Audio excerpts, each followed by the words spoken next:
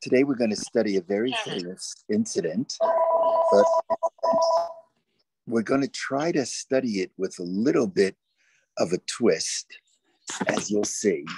So let me begin.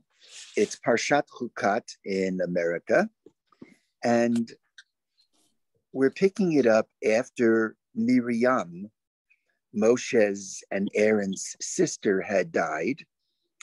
And Miriam was, of course, the overseer of the well, which traveled with the Jewish people in the desert.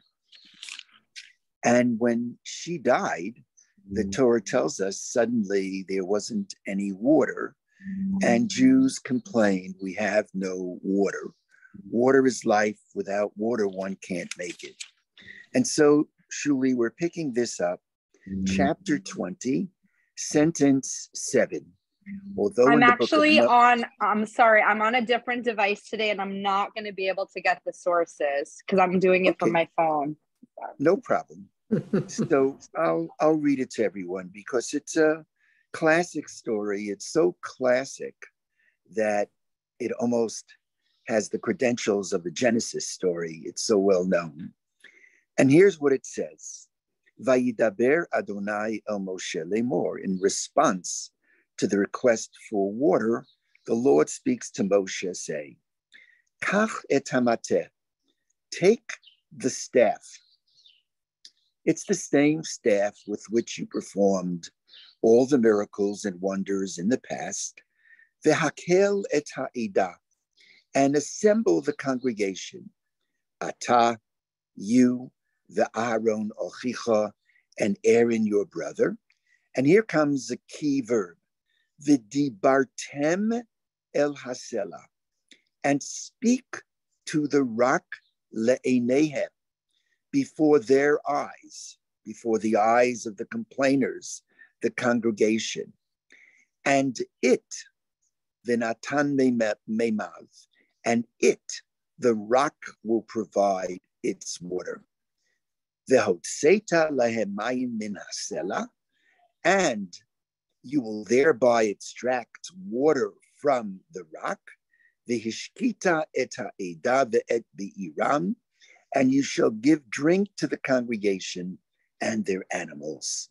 And so famously, God says to Moses, speak to the rock, and from the rock, water will come. And we all know the song, some of us do, going back, Moshe. He makes a mistake. Hika'alzu, b'mateh hika'al selam, vayikach Moshe et hamateh. Moses took the staff, milifnei Adonai, from before the Lord, kashet tzivahu, as God had commanded him. It is possible, says the Steinsaltz commentary, that this was the staff placed before God for safekeeping as a sign for the rebellious ones, whatever that means. Sentence 10. Vayakilu Moshe v'Aaron et hakahal el pnei hasela. Moses and Aaron assembled the assembly before the rock. And this is what he said. Vayomer lahem. He says to the assembly, now let's listen closely. Shimu na hamorim. Hear now, you rebels. This is the way he addressed the people. Shimu na hamorim. Hear now, you defiant ones. Hamin hasela hazeh notzi lachem mayim. Will we bring water for you from this rock? Vayarem Moshe et yado. Moses raised his hand. Vayach et hasela b'mateu pamayim. And he struck the rock with his staff twice. Vayetzu mayim rabim. And a great deal of water came out. Vatesht ha'edah uviram. And the congregation and their animals drank. So instead of speaking to the rock, the text says he hits the rock. And when one looks at the text, he doesn't hit the rock once, but he hits the rock twice. Immediately, the next paragraph, Vayomer Adonai el Moshe ve'el Aharon. God says to Moses and Aaron. Actually, most people know the story that God punishes Moses, telling Moses he will not enter into the land of Israel. But the truth is, he didn't only speak to Moses, he spoke to Aaron, to both of them, and says, Yan lo he'emantem bi, because you did not cause the people to have faith in me, lehakdisheni le'enei b'nei Yisrael, to sanctify me before the eyes of the children of Israel, lachen lo taviu et hakahal hazeh el haaretz asher natati lahem. Therefore you shall not bring this assembly into the land that I have given them. Hema mei meriva asher ravu v'nei Yisrael et Adonai. These are the waters of dispute where the children of Israel quarreled with the Lord. Vayikadesh bam. That's the story. For this alone, Moses and Aaron were told, you will not enter into the land of Israel. You were supposed to talk to the rock, and you hit the rock. And the commentators are troubled by this. And I guess my grandchildren would begin to explain their comment with the words, really? Really? Goodness sakes, for hitting instead of talking to the rock, he's suffering this terrible punishment. And there are many, many interpretations that are given. The most known interpretation is he hit the rock instead of talking to the rock, but that begs the question for what appears to be such a light transgression. Should Moses' ultimate dream of entering into the land of Israel not be realized? By the way, just on the side, that in itself is a very big message that in life, blessed is the person who can see some of her and his dreams realized. But the reality is that not all we wish for do we receive. And this was a great dream of Moshe, and he had great success in his life. But he doesn't enter into the land of Israel. This dream was denied to him because of what appears to be a minor infraction, hitting instead of talking to the rock. Maimonides is troubled by this, and so let me tick off a couple of other interpretations. Maimonides says that his real mistake was that he referred to the people as rebellious. When I read that word, I saw, Vivian, your reaction. Really, that's the way you talk to your people? You turn to them and you say to them, you defiant ones, you rebellious ones. I mean, that's not the way to make friends, but therefore Maimonides says that his misstatement, his mistake was Moses' preference to the people as rebels. Such displays of anger, rather than eliciting the best from others, often brings out the worst. Nachmanides, who lives 100 years about after Maimonides, he looks at the same sentence, the sentence where Moses speaks to the people before striking the rock and says, Shimuna Hamorim, listen, you rebellious ones. Hamin hasela hazeh, from this rock, notzi, will we extract lochem mayim, water? Says Nachmanides, his mistake was the use of the word notzi. His error was his declaration, we will bring forth. In other words, he was saying, will we Aaron and I bring forth water from this rock. This statement, here I'm paraphrasing Nachmanides, left the impression that the miracle of water coming from the rock came from Moses and Aaron alone, not from God. This was a serious mistake, especially bearing in mind that the Jews often confused Moses with God. One of the very big differences between our faith and other faiths is that the great leader of other faiths become their virtual gods. Jesus is not just the Son of God. He is the one who becomes a god in Christianity. Whereas in Judaism, prophets are not God. Prophets always speak and introduce their speech with Ko Omar Adonai, thus says the Lord. And as a matter of fact, when Moses takes the people out, many thought that Moses was God. And so when he doesn't come down from the mountain on time, we all know the story, they replace Moses and say, you're not going to be the God, but the God is the golden calf that they built. I remember when our kids were much younger, one of them pointed out to us that if you write the name Moshe, Mem Shin Hey backwards, it spells Hashem. It spells God's name. Maybe it's a message. Don't confuse Moses, the leader of leaders, for God. In some faith communities, leaders become God. Not so in Judaism. As great as Moses was, he was human. Unintentionally, Moses' declarations sent a mixed message to his people. So we have a couple of interpretations. One interpretation is the one we all know.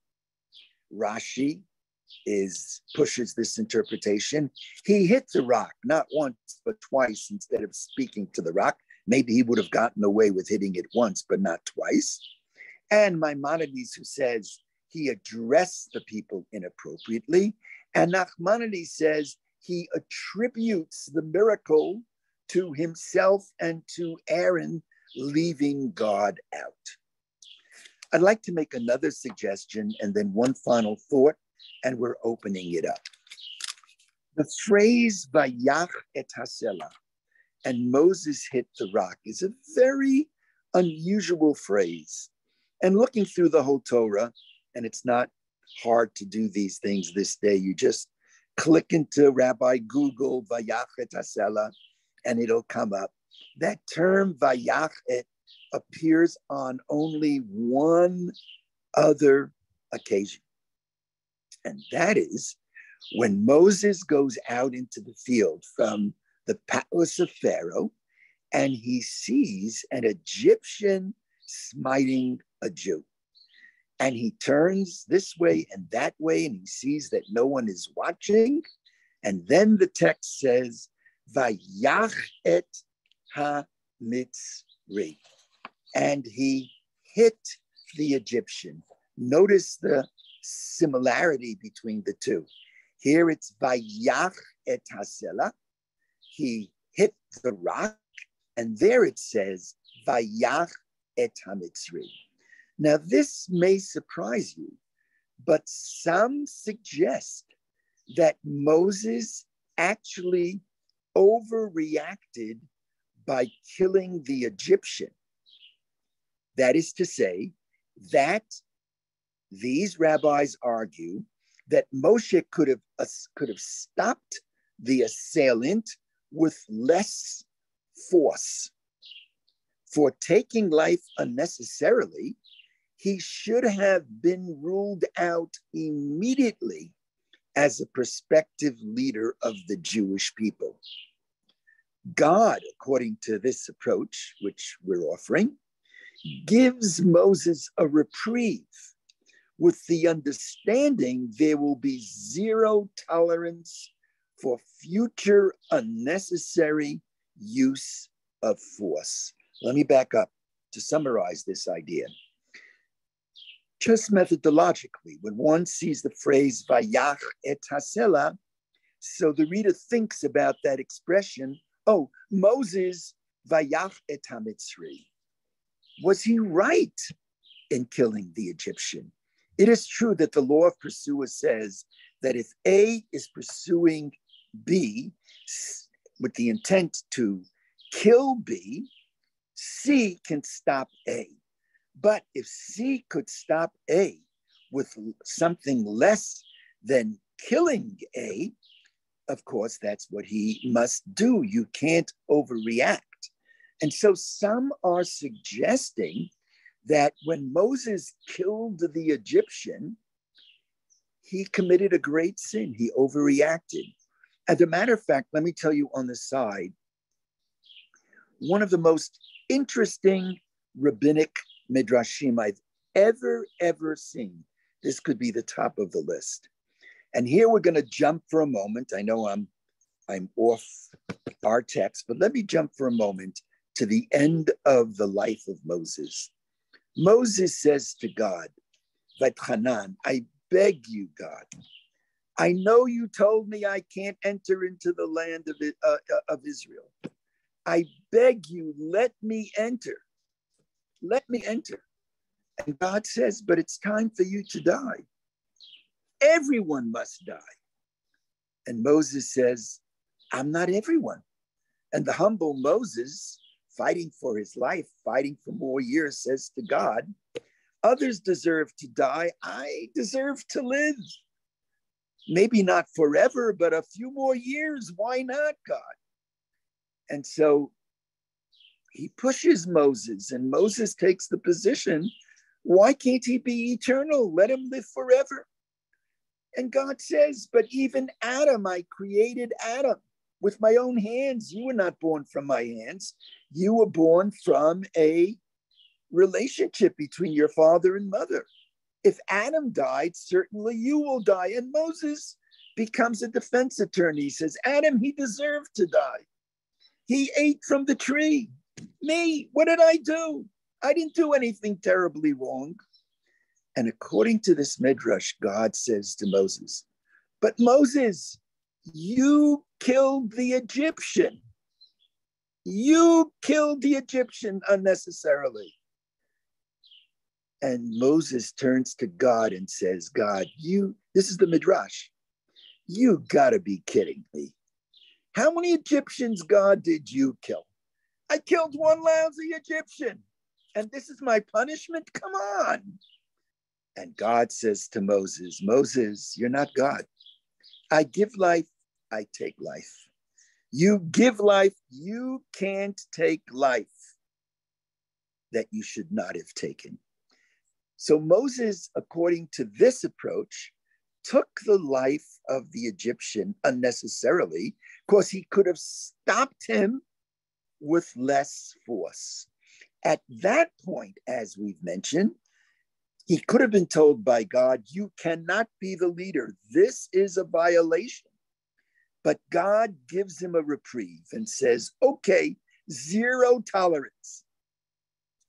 But you cannot use unnecessary force in the future. Only when Moses hits the rock and again uses too much force is he denied entry into the land of Israel. Listen well for a moment. In itself, hitting the rock was a negligible miscue. Hitting the rock, if that's all it was, that wasn't much ado.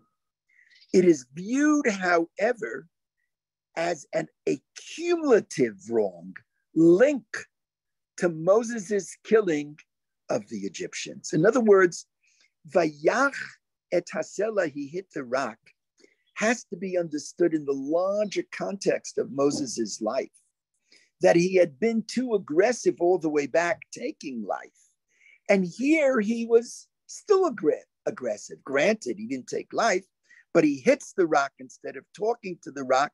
And so if he only hit the rock, that would have not been sin enough not to enter. But accumulatively, built on the past, all that he did, Vayach et hasela is on the shoulders of Vayach et hamitzri, And God says, for this reason, you can't enter. Thus, we learn from this that leaders have to be careful with the powers invested in them. One has to be very, very careful. It was an English historian, John Dalberg Acton. He once said, power tends to corrupt, and absolute power corrupts absolutely. Precisely because Moses was the prophet of prophets, he was scrupulously judged for even the slightest abuse of power. So I want to pause here for a few moments to get your reaction, but then I have one very, very important final thought that I hope you'll be able to stay on to hear. So just to summarize, we're trying to understand what is Moses's mistake, and there are many options. He hit instead of speaking to the rock. He addressed the people inappropriately. You rebels, he said. That's not the way leaders should speak. He attributed the power of the miracle to himself, to Aaron, and not to God.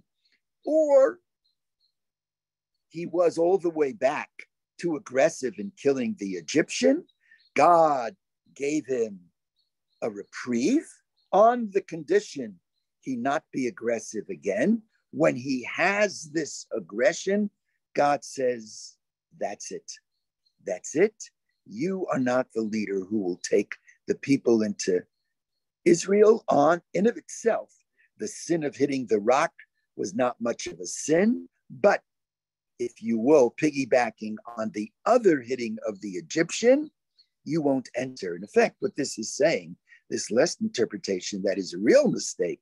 And the real reason he doesn't enter is that he overreacted in killing the Egyptian. That was his major mistake. Let me pause here and ask Shuli to call on different people, and then I'll say a final word. So Tova's hand has been up, and I see Ruby's hand and Henry Krause's hand and Vivian's hand. So let me just put that order. We said Tova, Ruby, Henry, and Vivian, correct? Yeah. Okay, so I muted everyone. So just before you start to speak, just unmute yourself. So that's Tova first. Okay. So I'm afraid that I see this, you won't be surprised, but I see this completely differently. I think that Moses calls the people rebels out of frustration. You know, they're always complaining, and now he has had it. And so instead of speaking to them lovingly, he speaks to them out of frustration. And when he hit that rock, when he killed the Egyptian, that was the beginning of the leadership of Moshe, of the people. And when he hit the rock, that was the beginning of the end of his leadership. Mm. What do you mean by that, Tova? That was very poetic, that last line. That's a fascinating line. It's the end of his leadership, because when the Torah says, and now you won't go into the land, right. He was going to die. His mission was over. I see. And then when the Torah says, and just as he hit the Egyptian, now he hit the rock. And these are the two boundaries of his leadership. I like that a lot. Thank you, Tova. I hope to come back to that a little bit in the last comment. That's just a beautiful thought. It bookended his leadership. Yeah, because it was over. I believe that everybody has a mission in life, whatever that is, and then it's over. It's over. Mm-hmm. Whether we think it's time or we don't think it's time, that's what we think is irrelevant. So he did want to go in. I was going to wait till others, but if permit me, because what you're saying is just such a segue to a very different approach that I want to offer, but it's very much in step with what you're saying, and that is the following. I begin it with this comment, and we've discussed this in the past, that whenever many reasons are given for something that happens, it usually means none of the reasons carry enough weight to be correct. I think we discussed this when the temple was dedicated, when the tabernacle was dedicated in the book of Leviticus. So right then, the two of Aaron's 4 sons, Nadav and Avihu, they brought a strange fire and they were killed on the spot. I once counted, I think, almost 20 different reasons given by the rabbis why that act was deserving of their being put to death. And it just seems that if you need 20 reasons to explain a happening, it means no one knows. None of the reasons really carry any weight. And here, we've offered all kinds of reasons, all observations that make sense. Who wants to argue with the giants like Rashi and Rambam and Ramban? They're in a class of their own. But just for a moment, let's take it from the perspective that the truth is Moses hits the rock, and that is not the reason why he doesn't enter into the land of Israel. We have to recognize, as you beautifully said, Tova, that this incident, which occurs at the end of the 40-year trek, because the book of Numbers is divided in two.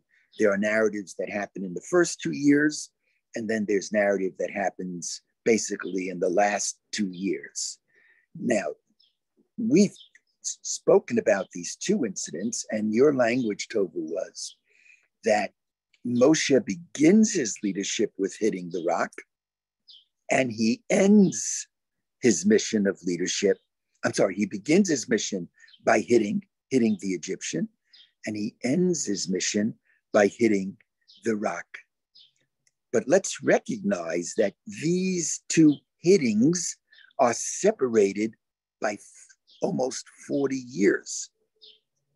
Smiting the Egyptian, and he continued to be very aggressive, breaking the tablets when he saw that the Jews were worshiping the golden calf. Unlike Aaron, he takes the tablets, like throwing the Torah on the ground. He breaks the tablets. And when Korach rebels against him, he's the one who facilitates the earth opening up and swallowing his adversaries. His leadership was a combative leadership. And so what I'd like to argue, and I heard this from my wonderful friend, Rabbi Nati Helfgott, is that when you're the founder of a people, sometimes you need that kind of aggressive leadership. You need a leadership that's very, very strong. You see an Egyptian smiting a Jew, that's it for the Egyptian.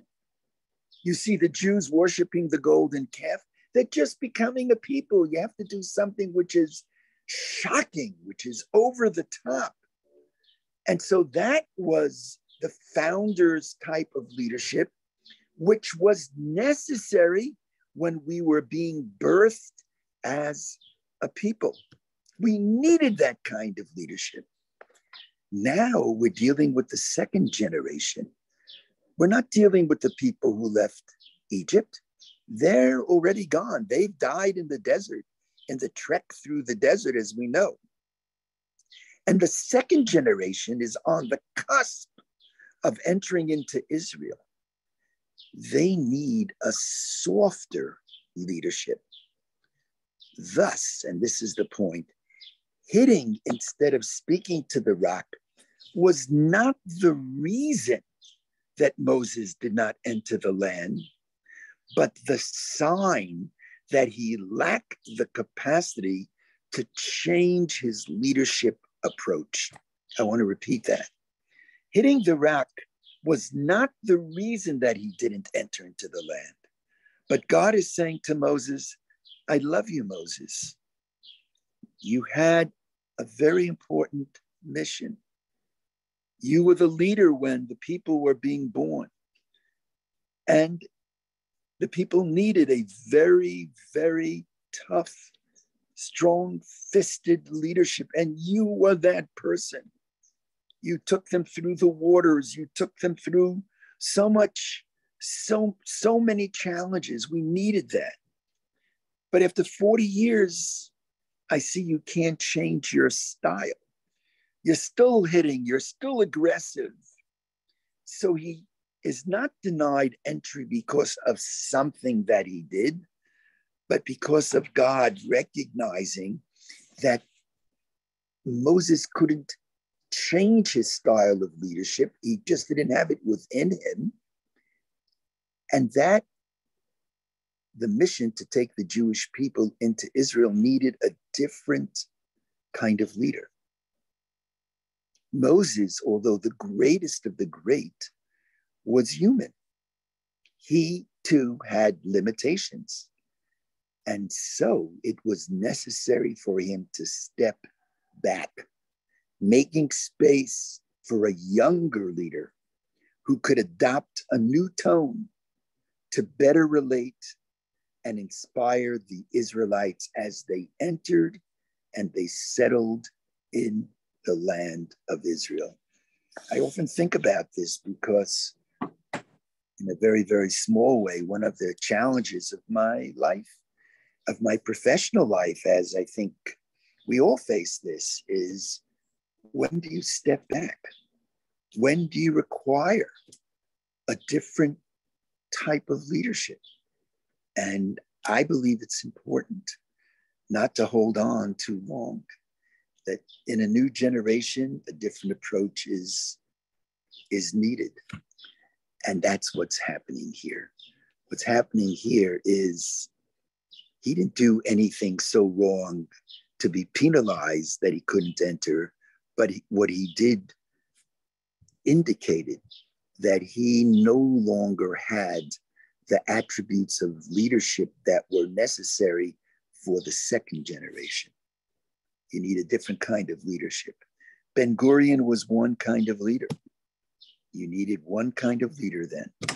After Ben Gurion, subsequent prime ministers, you need another kind of leader. It's a different time.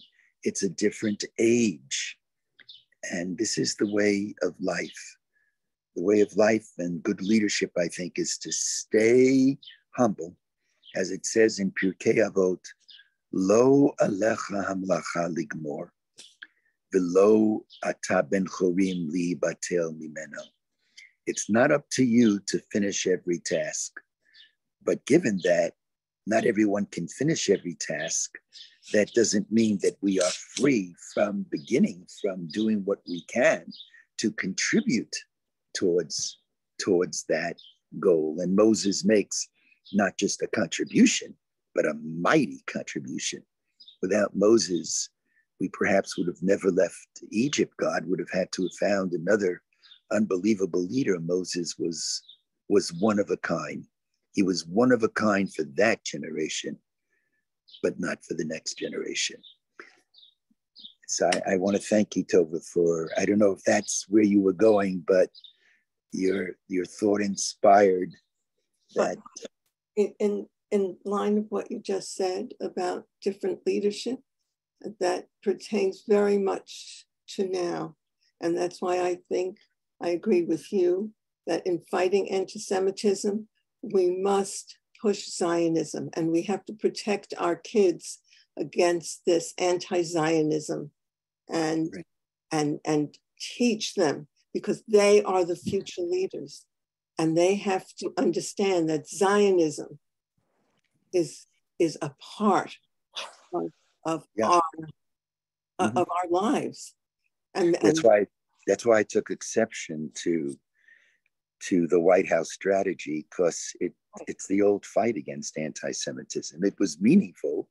because it was the first time that the United States put out any kind of strategy, but it was, in my opinion, ossified. It was old.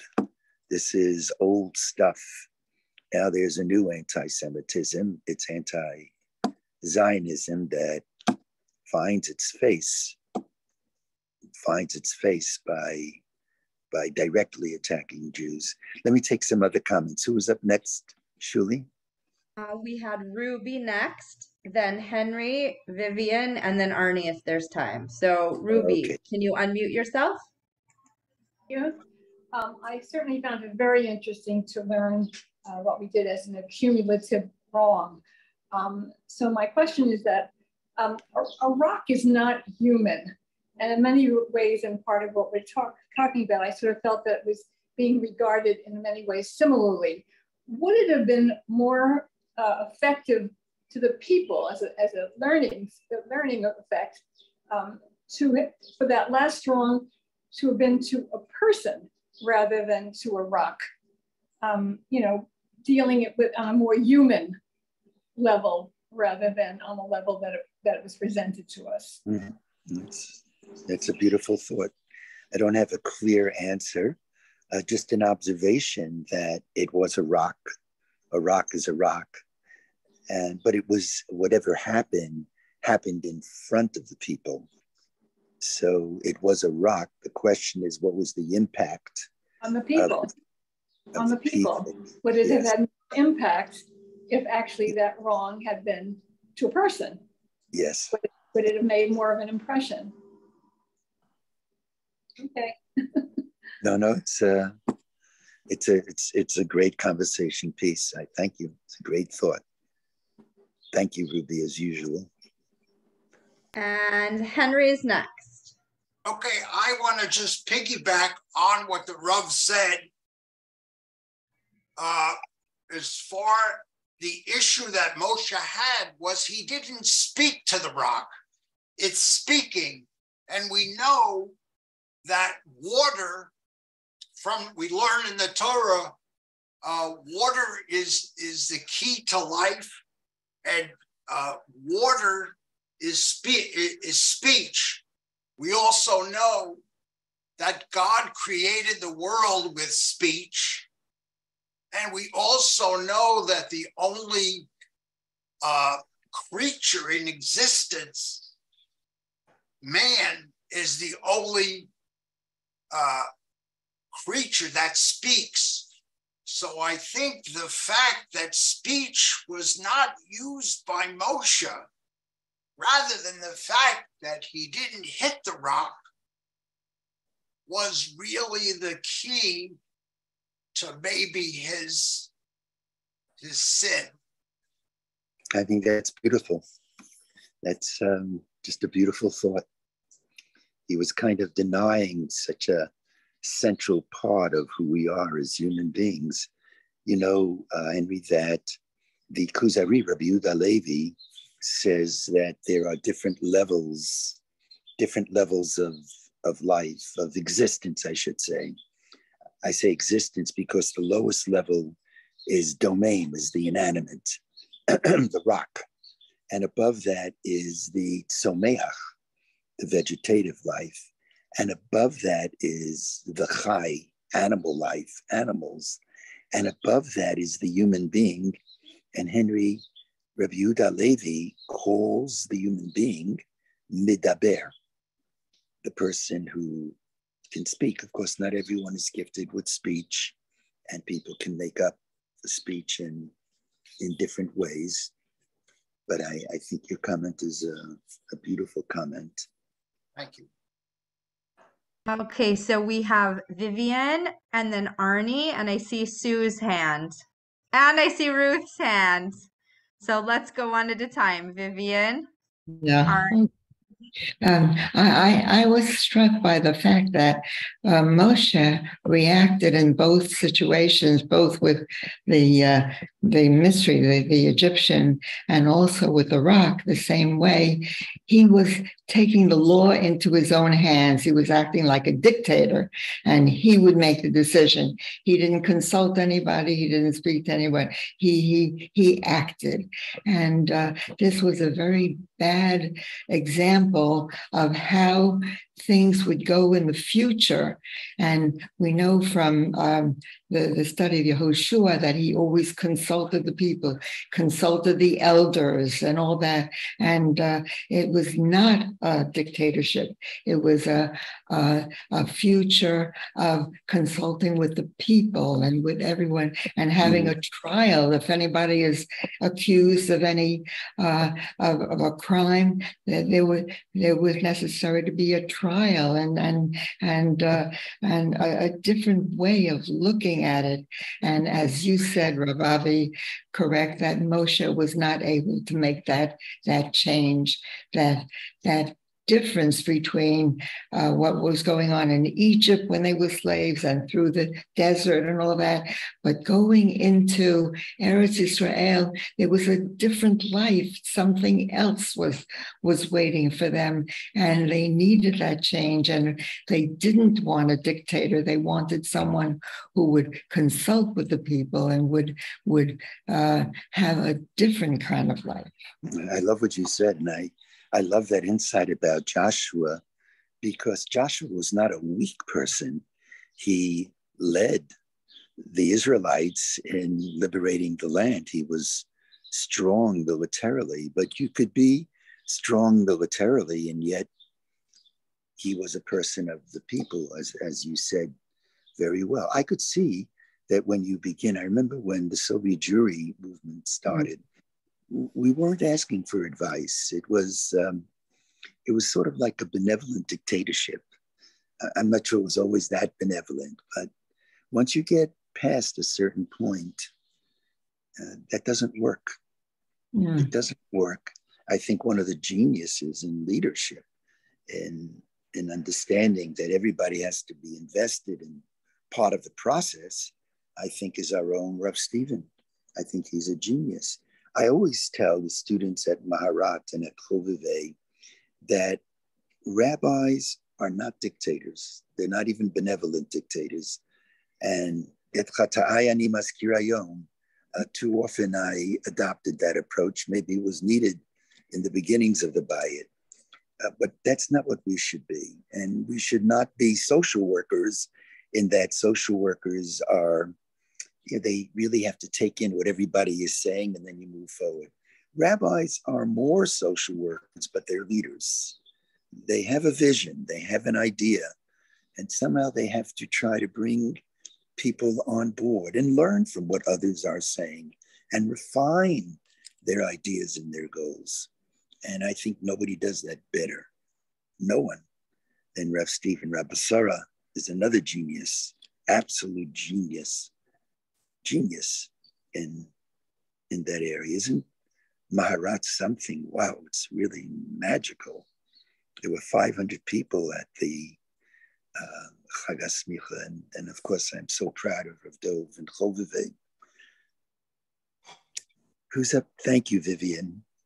Arnie's next. Yeah. Arnie. So I first have to say, I love the sound of birds coming from your porch. So do I. It's almost as nice as the way you make prose lyrical. So I just wanted to say a small point. The Israelites as a people have been given a mission. They're people with a mission.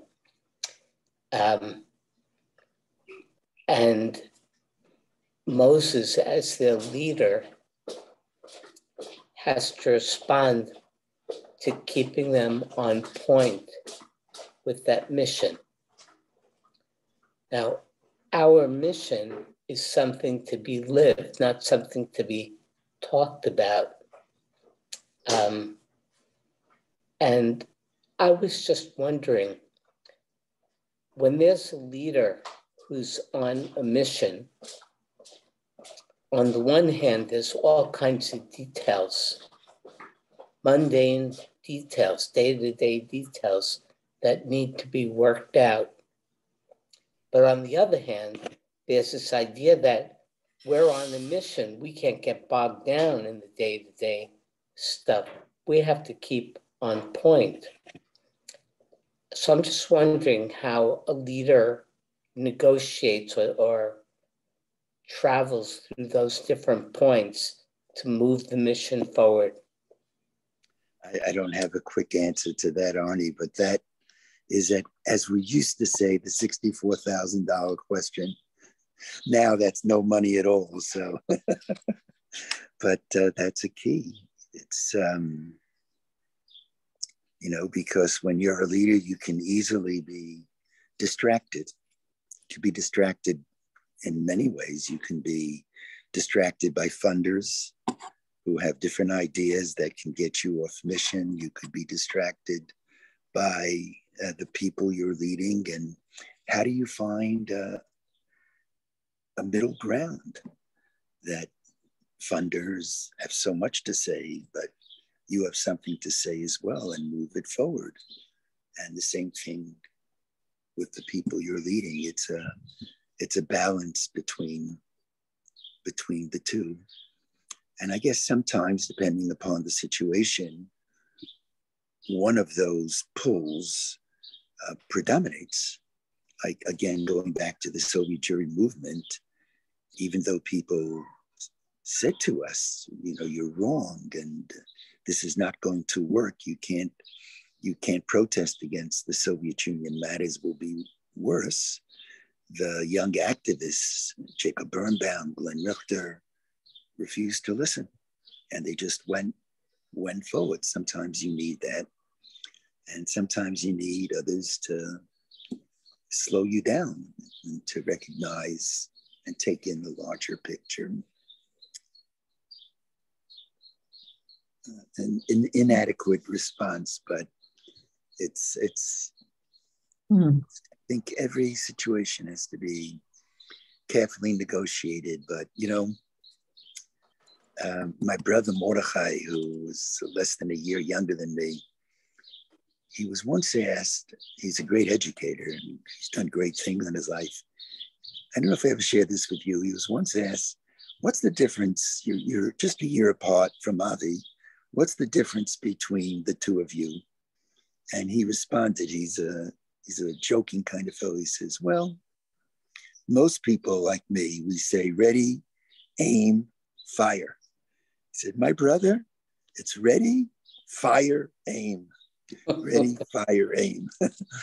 And I said to him, I said, Morty, man, I'm fine with ready, aim, fire. What I don't like is ready, aim, aim, aim, aim, aim. Come on. Come on. Get off your hands. Do something. Anyway, I think there was, Shuli, who else? So we have Sue. And then Ruth. Yes, Sue. Oh, so Sue, you're muted. Can you unmute yourself? Okay. Okay, I'm on you. I would like to go back to the rock. Okay, I'm on you now. And the comparison between the killing an Egyptian and attacking the rock, there is a great similarity because Moses did not attack the rock.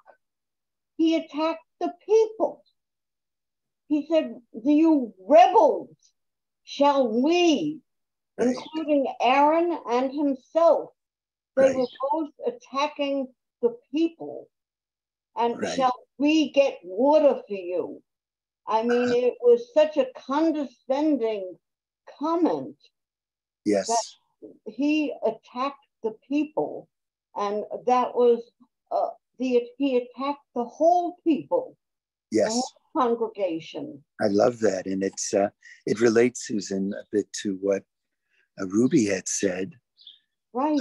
And what you're explaining is that he may have, the external manifestation was he hit the rock, but he attacked the people in his language. And while he hit the rock, it was as if he hit the people as well.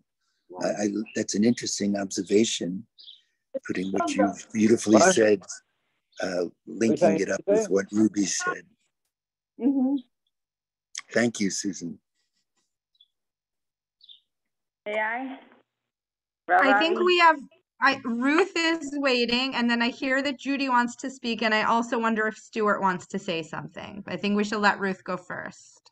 Okay, so I'm actually diverting a little bit because I saw this news feed that our mayor is going to have a Jewish advisory council, and it's going to be focusing on all the issues that are affecting Jewish life in New York, public safety, quality of life, education, and they're going to be having representatives from every borough and 37 different Jewish representatives, Rebbeim and other people in different Jewish, having different Jewish functions. So I just want you to tell Rav Avi that maybe next week you'd like to comment on this council, because, as you did with our president's, group, you had some negative thoughts about his program. So I was just wondering if you have an opportunity to talk about Mayor Adams'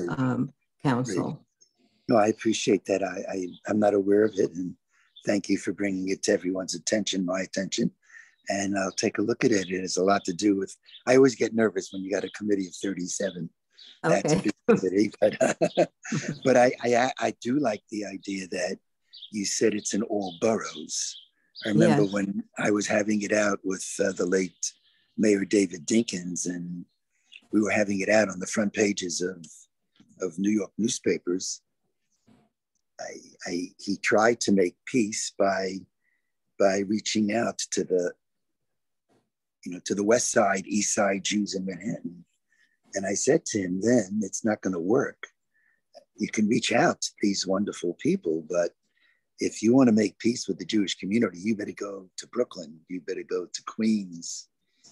You better go to the real Amcha, the people who have been most affected. He was dealing with Crown Heights, and he just wasn't dealing with that. So, it's,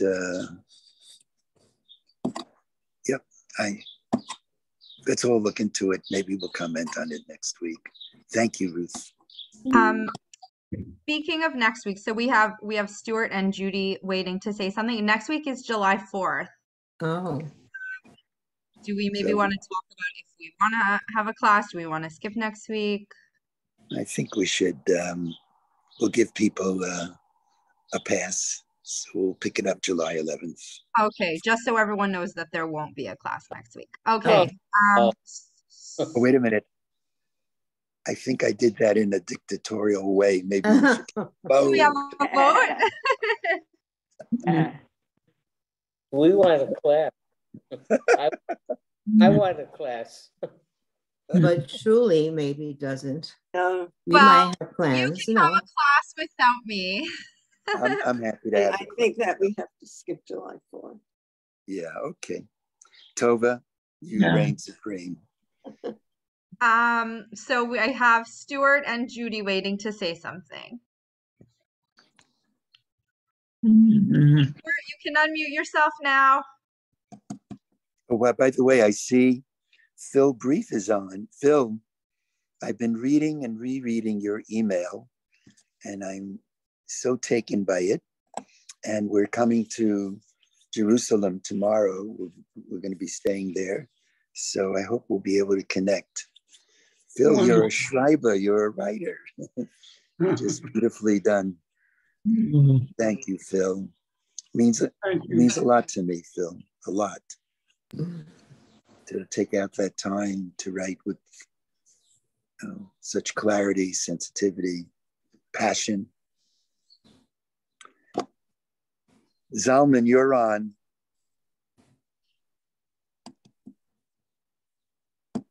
Shuli, help. I guess he's having trouble unmuting. So why don't we go to Judy and then we'll come back to him. Okay. I just wanted to say something in defense of Moshe. I'm unmuted.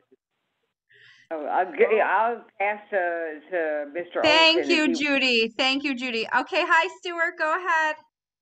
At the end of the 5 books, at the end, God gives Moshe a chance to see as Eretz Yisrael. He go up to Mount Nebo, Pisgah, and see the whole land. So he gives him, a chance to see, and nobody will ever see him again.